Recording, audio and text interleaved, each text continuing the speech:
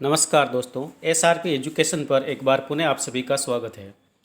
इस वीडियो में प्रारंभिक शिक्षा पूर्णता प्रमाण पत्र परीक्षा 2021 के लिए नमूना प्रश्न पत्र 2021 विषय है विज्ञान कक्षा 8।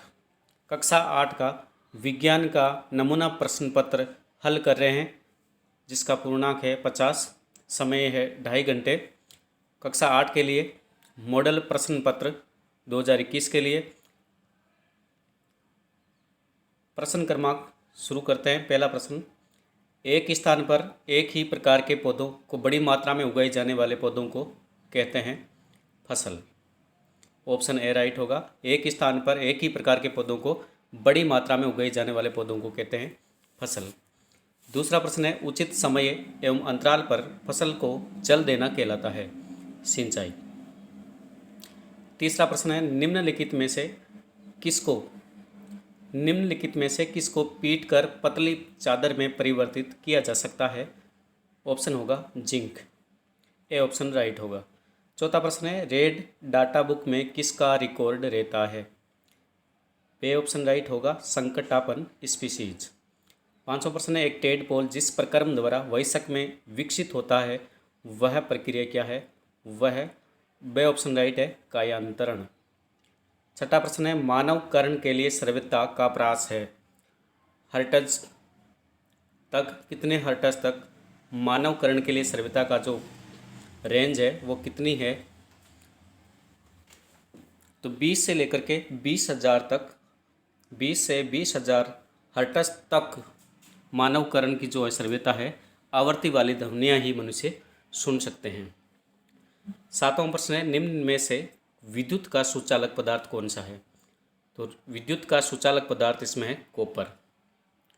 अगला प्रश्न है आठवां, प्लास्टिक निम्नलिखित में से किसे घर्षण द्वारा आसानी से आवेशित नहीं किया जा सकता है। प्लास्टिक का पैमाना, तांबे की छड़, फूला हुआ गुब्बारा, ऊनी वस्त्र। ऑप्शन क्रमांक बे राइट होगा, तांबे की छड़। आगे बढ़ते हैं।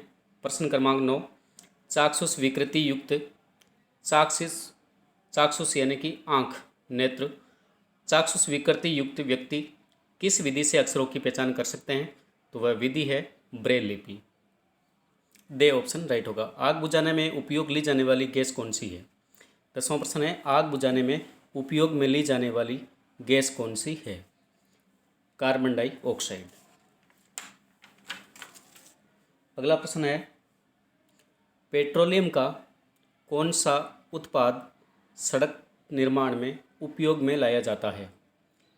पेट्रोलियम का वह कौन सा उत्पाद है जो सड़क निर्माण में काम में लिया जाता है। कोलतार। ऑप्शन नंबर दे राइट होगा। अब प्रश्न संख्या 12 से लेकर के 21 तक प्रश्न 2 अंक का है। 12वां प्रश्न है, रबी की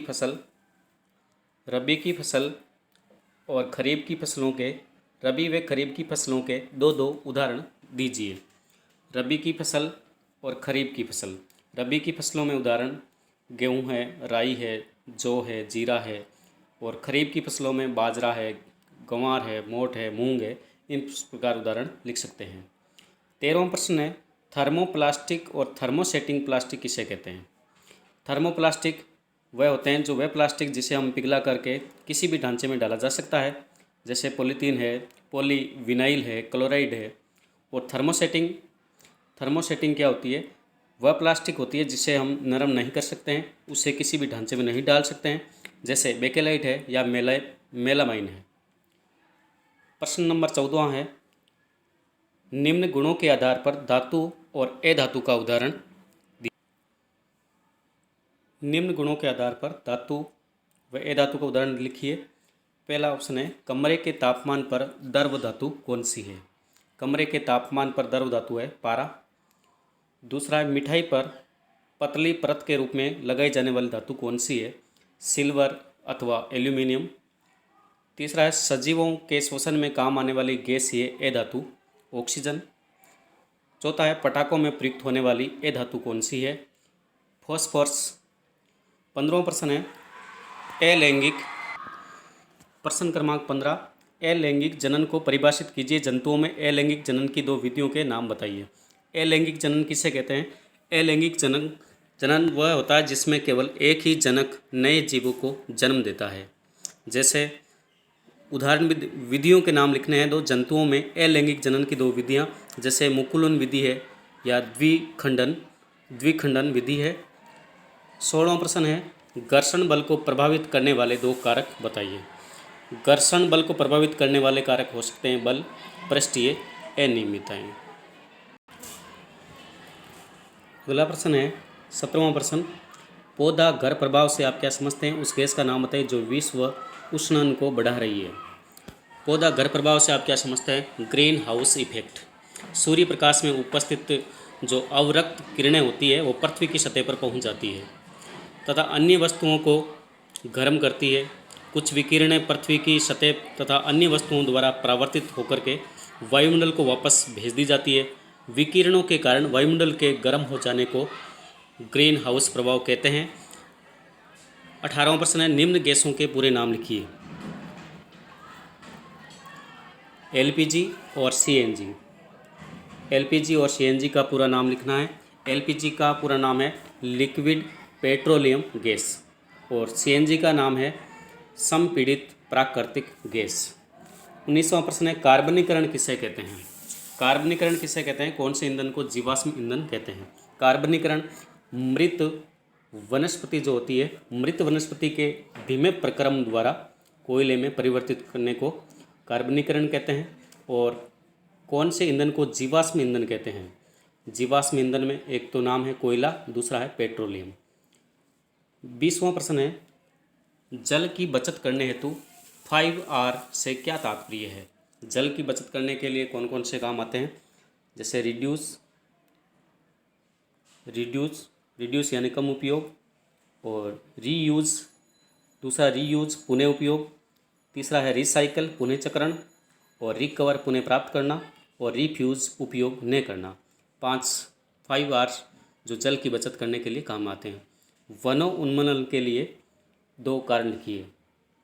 21वां प्रश्न है, वनों उन्मूलन के दो कारण लिखिए।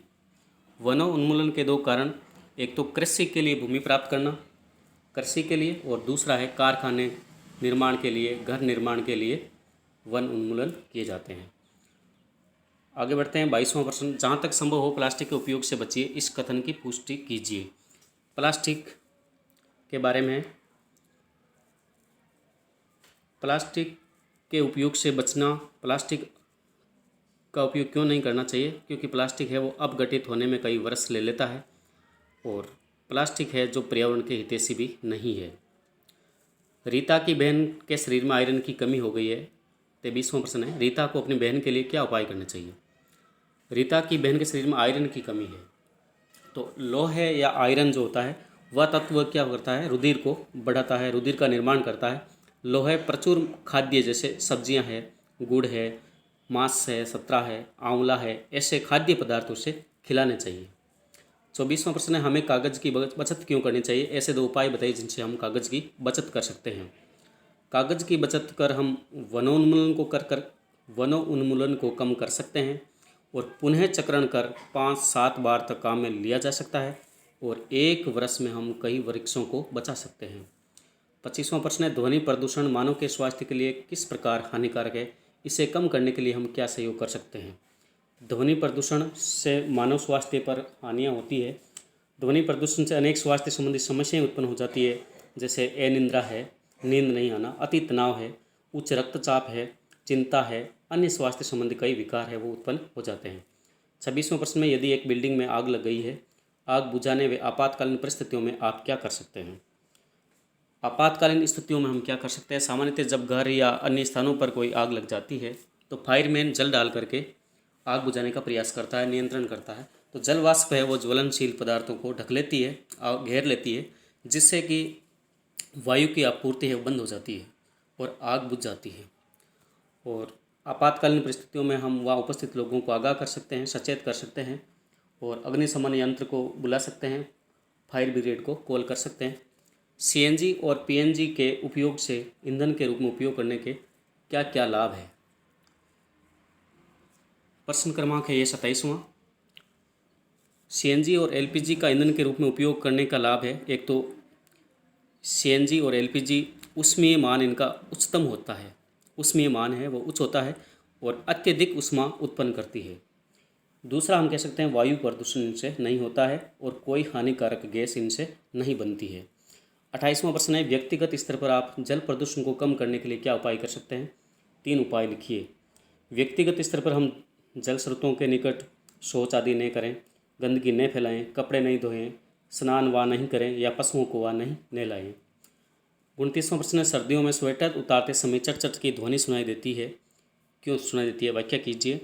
स्वेटर उतारते समय, 29वां प्रश्न है, सर्दियों में स्वेटर उतारते समय चट चट की ध्वनि सुनाई देती है क्योंकि स्वेटर उतारते समय घर्षण के कारण स्वेटर है वो आवेशित हो जाता है और इन आवेशों के कारण एक दूसरे के संपर्क में आने के कारण हुए जो आकर्षण या प्रतिकर्षण हुआ है उसके कारण ये चट चट की ध्वनि सुनाई देती है।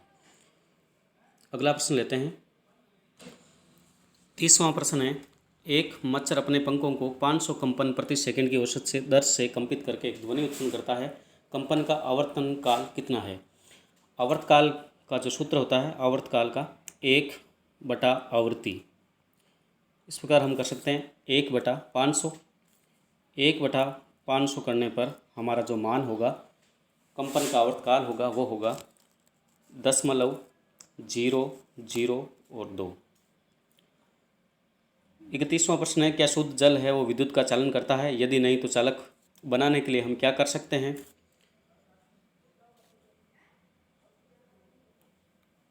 चालक बनाने के लिए क्या कर सकते हैं? जल में विद्युत धारा प्रवाहित करने के प्रयोग का सचित्र वर्णन कीजिए।